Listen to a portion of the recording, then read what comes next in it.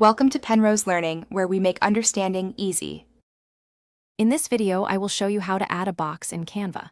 We will walk through the straightforward process of incorporating different box shapes into your designs, making your layouts more organized and visually appealing.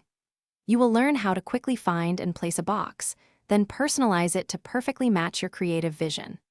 By the end, you will be able to confidently use boxes to elevate your projects, adding structure and emphasis with just a few clicks.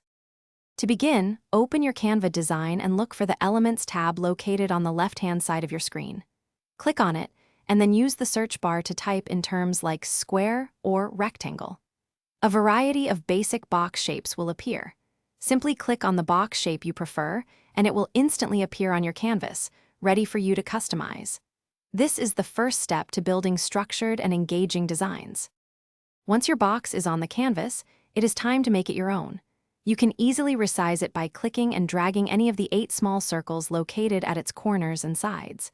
To change its color, select the box and use the color palette in the top toolbar. You can also add a border by choosing a style and adjusting its thickness, perhaps to 2 or 3 pixels. Experiment with different colors and sizes to achieve your desired look. Beyond basic customization, you can further enhance your design. Duplicate boxes by selecting one and using the copy and paste commands, saving you time. Adjust the transparency, perhaps to 50%, to create interesting layered effects or subtle backgrounds. For complex layouts, group several boxes together so you can move and resize them as a single object. These techniques allow for more sophisticated and professional-looking designs, giving you greater creative control over your projects.